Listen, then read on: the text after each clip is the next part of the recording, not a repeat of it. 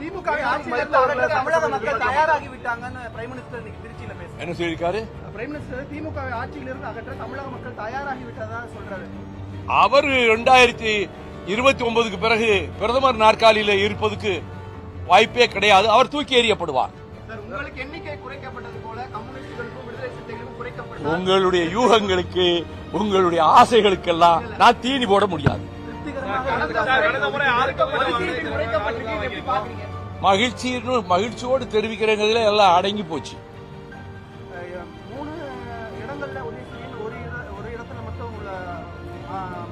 கட்சியினுடைய பதிவை பாதுகாத்துக் கொள்வதற்காக கட்சி தனி சின்னத்தில் போட்டியிடும்.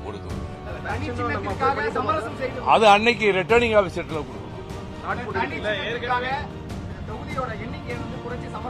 அப்படியெல்லாம் ஒண்ணும் இல்லை. சமரசம்ங்கிற பேச்சுக்கு இடம் இல்லை. திராவிட முன்னேற்ற கழகத்தினுடைய தலைவரும் முத்தமிழ் அறிஞருமான ஆருயிர் அண்ணன் டாக்டர் கலைஞர் அவர்கள் பிணிவயப்பட்டு அதற்கு பிறகு கோபாலபுரம் இல்லத்திலே இருந்தபோது தளபதி ஸ்டாலின் அவர்கள் என்னை அழைத்துக் கொண்டு நாங்கள் இருவர் மட்டும் கலைஞர் அவர்களை காணச் சென்றோம். டாக்டர் கலைஞர் அவர்களின் செவியோரத்துக்கு சென்று, அப்பா நம்ம வைகோ வந்திருக்கிறாரு என்று இருமுறை சொன்னார். அவர் ஆர்வத்தோடு பார்த்தார். நான் கலைஞர் அவர்களிடம் சொன்னேன், உங்களுக்கு ஒரு காலத்தில் எப்படி பக்கபலமாக உறுதுணையாக ஒரு காலத்தில் இருந்தேனோ அதை போல தளபதி அவர்களுக்கும் நான் உடனிருப்பேன், அரணாக இருப்பேன் என்று சொன்னவுடன் அவர் என் கைகளை பற்றிக் கொண்டார். திருச்சியிலே நடைபெற்ற ஒரு நூல் வெளியீட்டு விழாவில் நம்முடைய முதலமைச்சர் அவர்களே இந்த சம்பவத்தை உணர்ச்சிகரமாக குறிப்பிட்டு, இப்படி அண்ணன் வைகோ சொன்னவுடன் தலைவர் அவர்கள் அவருடைய கரங்களை பற்றிக் கொண்டார் என்பதையும் நெகிழ்ச்சியோடு குறிப்பிட்டார்.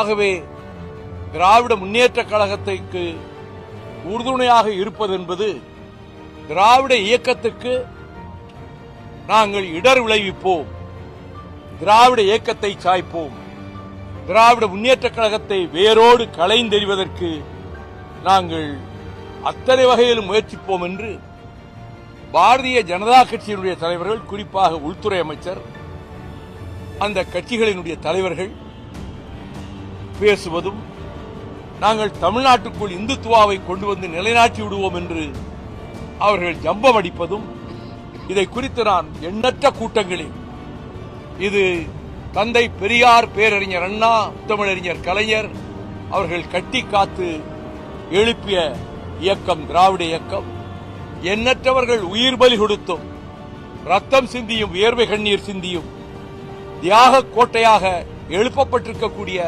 திராவிட இயக்கத்தை இங்கே சாய்ப்பது, அகற்றுவது என்று எப்படியாவது காலூன்றி விடலாம் என்று நினைக்கக்கூடிய இந்துத்துவ சக்திகளினுடைய எண்ணம் ஒருபோதும் ஈடேறாது, ஈடேற விடமாட்டோம். அந்த முயற்சிகளை தகர்ப்போம், தவிடுபடியாக்குவோம் என்று நூற்றுக்கணக்கான மேடைகளில் நான் பேசியிருக்கிறேன். அதே உணர்வின் அடிப்படையில் தான் திராவிட முன்னேற்ற கழகத்துக்கு அரணாக இருப்போம் என்று சொன்னதை உறுதிப்படுத்துகின்ற வகையில் தான் இந்த பேச்சுவார்த்தையில் ஒரு சுமூகமான உடன்பாடு ஏற்பட்டு நாங்கள் மகிழ்ச்சியோடு ஏற்றுக்கொண்டிருக்கிறோம்.